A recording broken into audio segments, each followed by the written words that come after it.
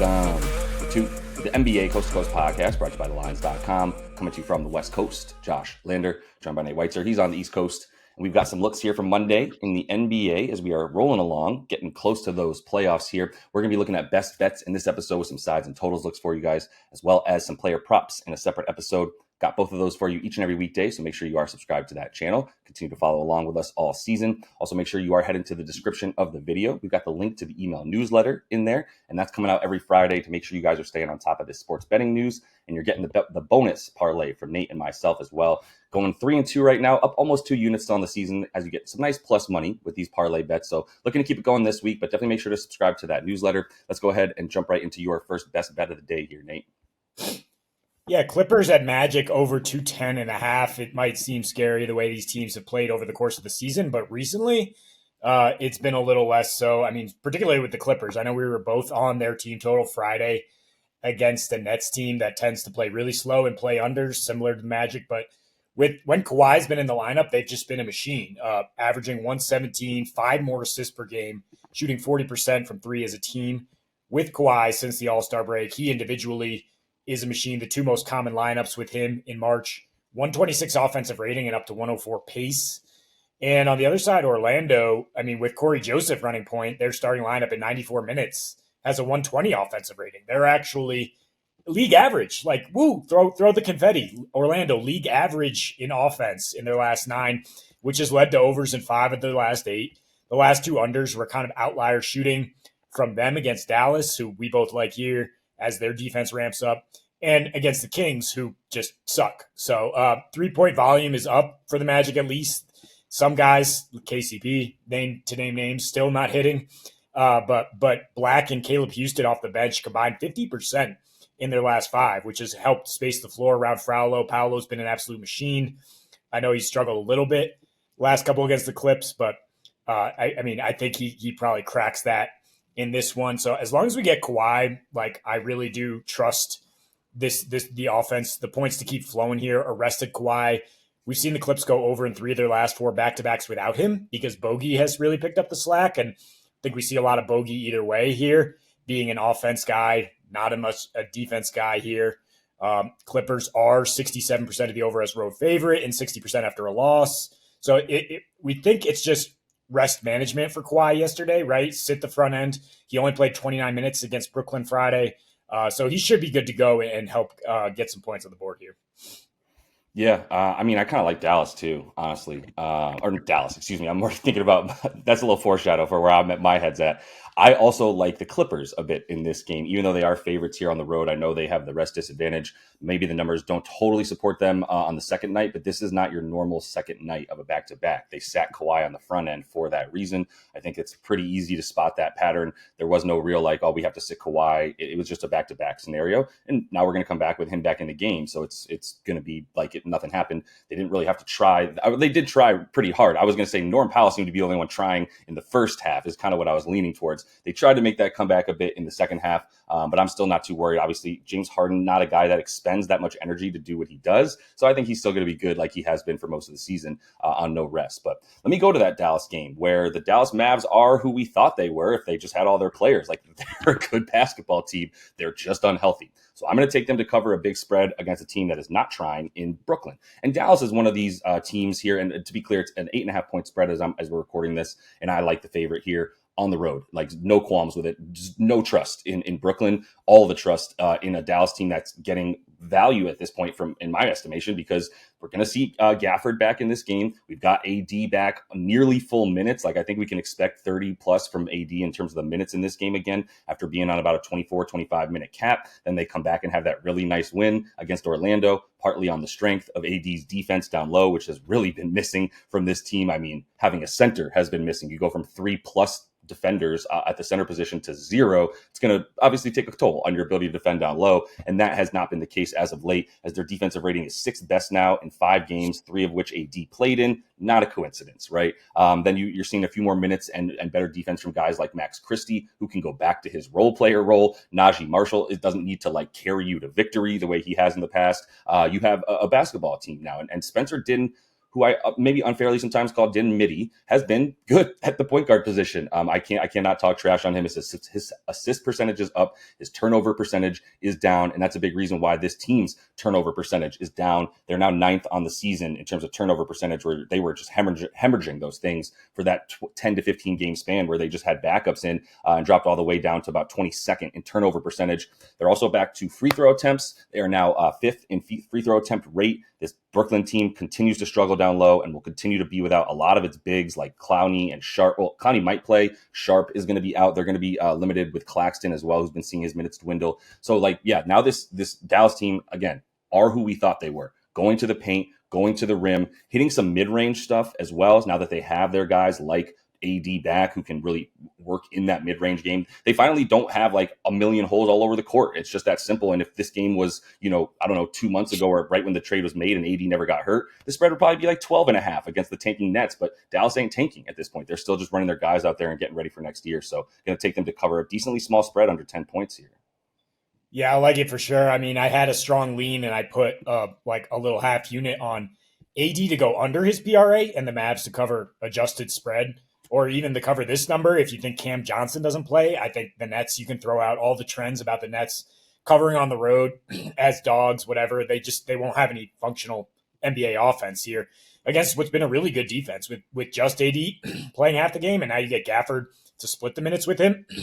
Like the Nets to win this one on defense, but AD cannot hit anything on offense. So that's why I'm willing to fade his PRA here in what should be like a mucked up game. Let me take Pacers -5.5. Fading the Sacramento Kings has been very profitable here for a few weeks. And I think we can go back to it after what they beat Portland. Then they get absolutely smacked in Orlando as they hit the road here. In Indy, more importantly, coming off a loss to OKC. We see sometimes teams get the post OKC bump. We actually saw Sacramento get that, and they finally snapped their skid and beat Portland. Right. But when you play like such a locked in defense that takes away everything you want to do, Halliburton, like 3 assists after he was double in like 8 straight, just taking everything Indy was doing away. Now it's going to open up. I mean, with Zach LaVine in there, the Kings are just a mid to below average defense. They have one great wing defender in Keon Ellis, and then everybody else is just kind of a turnstile.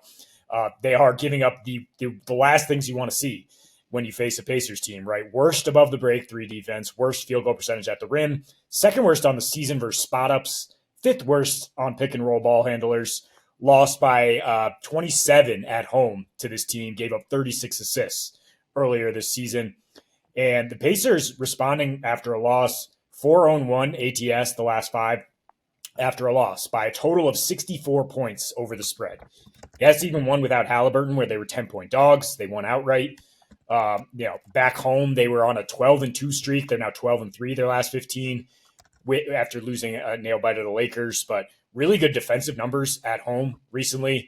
Kings lost 5 straight roadies, -16 net, shooting 31% from 3 while allowing opponents to shoot 46%. So that kind of margin makes you feel just fine about a 5.5 point spread if we're going to get that kind of 3-point discrepancy.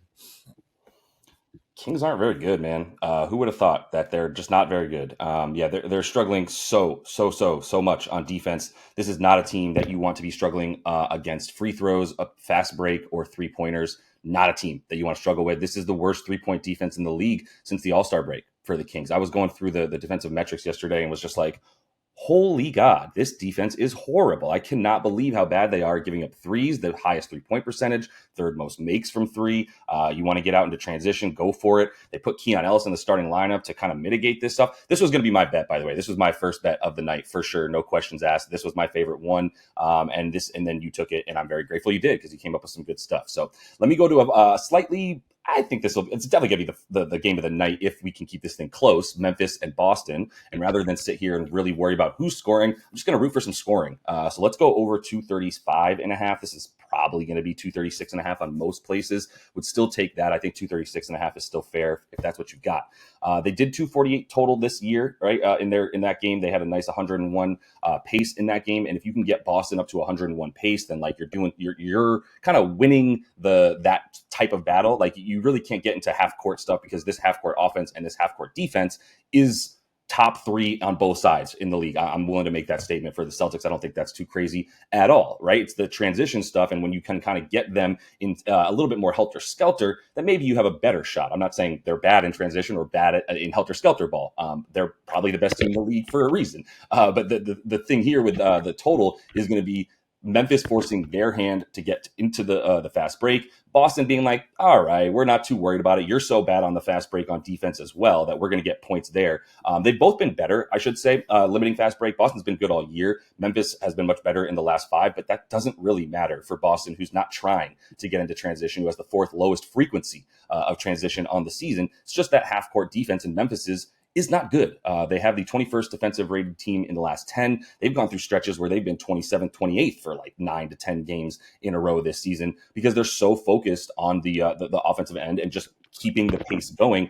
I don't think that's going to change. By the way, I should mention Taylor Jenkins, not the coach there anymore. I think everybody in the league is pretty surprised to see that. I'm betting we're going to see some Ja didn't like him stories coming out because I have no idea why else you fire Taylor Jenkins, who's been like a top 5 coach in the league for the last like 4 years. But at any rate, I don't think that changes the way that they play basketball necessarily. They've been a fast-paced team all season, and they're going to continue to try to push that.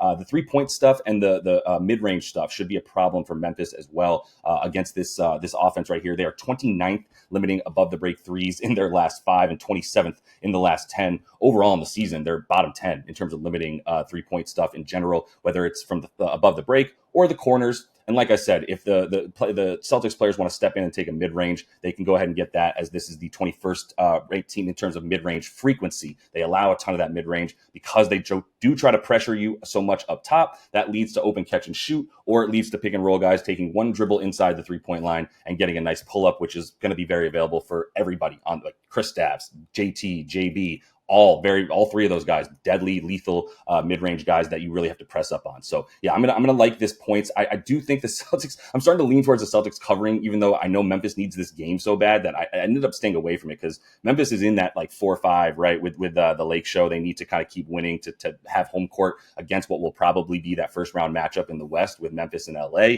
So I mean, both these teams need to win. Boston a little bit less so. So I didn't really want to force them to cover 5.5 points on the road, where as opposed to just taking this game to have a ton of points in it.